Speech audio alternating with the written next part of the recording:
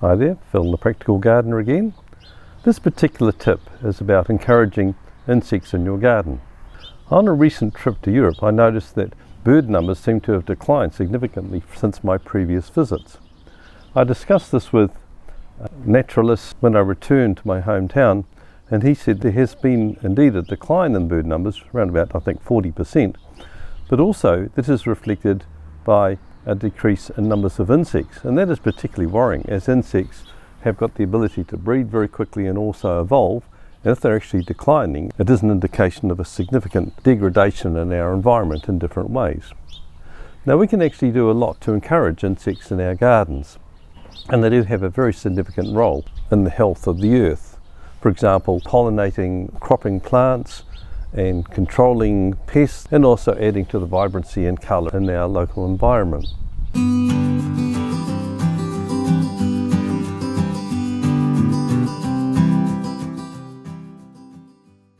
Butterflies, for example, attract attention in the garden through their vibrant colours and dancing flight.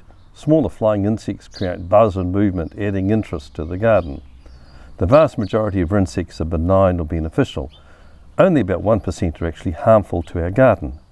However, as I mentioned, globally their numbers are declining. They're a key component in the essential functions on the web of life, including pollination, organic matter decomposition and pest control. As a gardener, you have the ability to nurture and sustain natural communities of insects. Flowering plants are key to this. Many insects visit plants for food, mainly pollen and nectar. Maintaining flowering plants through the year lures insects from a considerable distance through their scent and provides them with essential food. It doesn't matter if there is a decrease in your floral activity through winter, as many insects are dormant then. It is best to favour heritage flowers rather than those that have been through a process of selection and hybridisation. The latter have often been bred for appearance and size, and in many cases have lost the ability to feed insects. Single flowers are usually more accessible for insects than double ones. Small flowers can be particularly beneficial. This includes cloudy flower heads such as Queen Anne's lace and the tiny florets found in the flower heads of daisies. You can see in these flowers around me that these are the types of flowers that I'm talking about. Now I do have a separate tip on growing wildflowers in the garden. I've linked this down below. I'll just discuss some of these that I've got here. All of these flowers that you can see around me are ones that have naturalised here.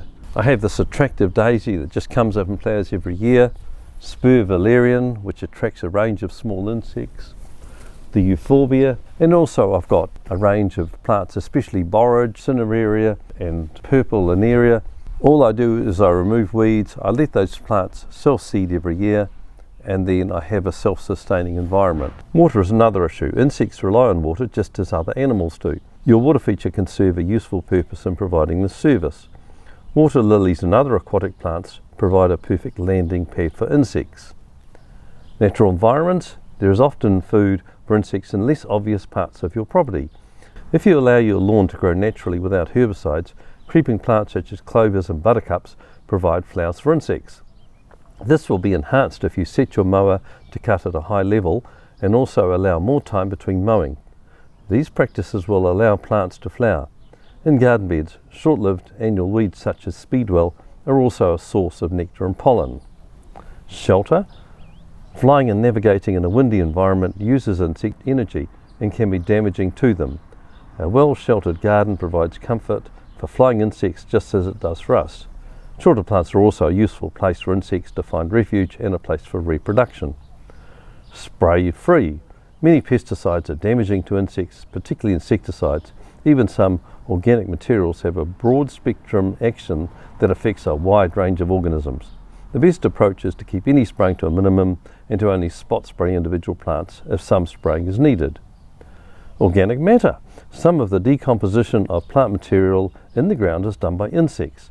These insects in turn become food for further insects and also for other wildlife such as birds. Keeping the ground covered with mulch, including with crop remnants and prunings under the chop and drop regime, will encourage the rich diversity that is essential for a healthy garden. So I hope that you're inspired to grow wildflowers and create a natural environment in your garden for insects. I do find that they add a dynamic element to my garden in terms of the movement and sound that they make. I'd like to thank you very much for watching this video through to the end, and also of course like this one and subscribe if you haven't done so, and share this with others if you would find this useful. So it's goodbye for now from me.